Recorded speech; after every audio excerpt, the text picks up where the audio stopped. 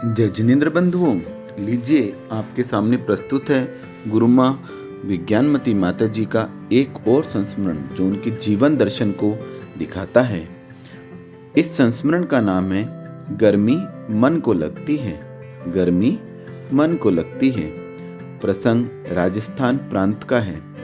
ज्येष्ठ मास की गर्मी में जब रोहिणी प्रखरता से तप रही थी, चारों तरफ लू ही लू चल रही थी, इसी समय भानपुरा रामगंज मंडी से बिहार करते करते पूज्य गुरुमा ने संघ सहित कोटा शहर में प्रवेश किया। प्रवेश के पूर्व से ही सभी कह रहे थे कि कोटा में बहुत गर्मी पड़ती है, अतः आप नौ तपा के समय वहां नहीं जाओ। सभी की बातें सुनकर हम संघ वाले भी कहने लगे, पूज्य गुरुमा अपन अभी कोटा नहीं चलो, वहाँ बहुत गर्मी पड़ती है, वैसे ही ये राजस्थान है। सहजी अन्य स्थानों से यहाँ कोटा में गर्मी अधिक है, फिर कोटा शहर में कुछ अधिक ही गर्मी पड़ती है, क्योंकि पत्थरों के बीच में बसा हुआ है, आबादी भी घनी है। समाज के लोग आते और चर्चा में बताते कि पूज्य माता जी आज तापमान 48 या 49 डिग्री है। यह सब सुनते सुनते भी संघ आर के पुरम कोटा कॉलोनी में प्रवेश कर गया और 2-3 दिन का प्रवास भर हुआ। वहीं पर दिन में तो क्या, रात में भी इतनी गर्म हवा चलती थी कि ऐसा लगता था कि जैसे दोपहर का समय हो। उस समय हम सभी कभी पानी लगाते, पानी की पट्टी लगाते, कभी मिट्टी लगाते, कभी ठंडा स्थान देख कर समय बिताते। ऐसी विषम परिस्थितियों में भी पूज्य गुरुमा किसी शीतल स्थान या शीतल उपचार का भाव भी मन में नहीं लाई, वरन कर्म निर्जरा के लिए उपवास भी कर लिया। उपवास में भी प्रतिदिन की भांति सहजता रही, न ठंडे स्थान का कोई विकल्प, न ही शीतल उपचार भी। मात्र श्रुत रूपी बगीचे में बैठकर नए प्रमाण की लहरों से तत्व चर्चा रूपी द्रव्य पदार्थ का चिंतन रूपी शीतल वायु का ही सेवन करती रही। कभी तृषा अधिक हावी होने लगी तो महापुरुषों की कथा एवं उनके आदर्श जीवन चरित्र को स्मरण करके सुनाकर अपना उपयोग उस ओर से हटा लिया। उसी समय समाज की महिलाएं अध्ययनार्थ आई और बोली, माता जी बहुत गर्मी है, आपका उपवास भी है, आज पढ़ाई रहने दो।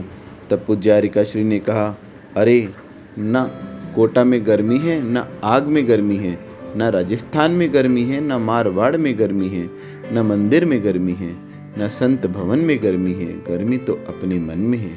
ये सब मोह का परिणाम है। मोह जितना प्रबल होगा उतनी ही गर्मी अधिक लगेगी। मोह मंद पड़ा तो गर्मी भी मंद पड़ जाएगी, कम हो जाएगी। जब तक अध्यात्म भेद विज्ञान अंदर में नहीं आएगा तब तक गर्मी लगेगी। मौसम गर्मी का है, कहीं भी चले जाओ गर्मी तो लगेगी ही लगेगी। सुकुमाल को देखो, जब घर में थे मोह प्रबल था, सरसों का दाना भी चुभता था, और जब मोह कम हो गया तो श्यालनी के पैन नुकीले दांत भी नहीं चुभे।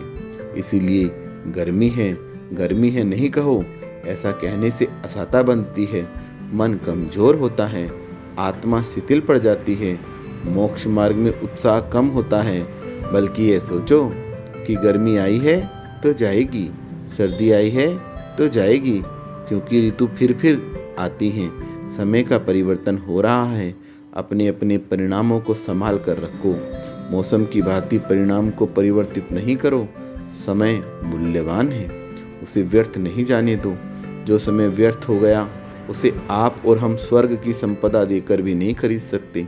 अतः समता रखो, सुनहरा अवसर मिला है कर्म निर्जरा का, तो उसे गंवाओ नहीं। याद रखो, समय बड़ा बलवान है, 5 मिनट की कीमत 500 करोड़ से भी कई गुनी है। इस प्रकार पूज्य गुरुमा ने शीतल सुरभित अमृत वचनों से सभी की गर्मी को शांत कर आत्मोत्थान की तरफ लगा दिया। धन्य है पूज्य गुरुमा, जो स्वयं तो शीत उष्ण में सुख दुख में विचलित नहीं होती हैं और आगम अध्यात्म व अपनी चर्या से हम सभी को स्थिरता प्रदान करती हैं। हमारे अंदर भी हर परिस्थितियों में स्थिरता बनी रहे, इसी भावना से वंदामि गुरुमा, वंदामि गुरुमा, वंदामि गुरुमा।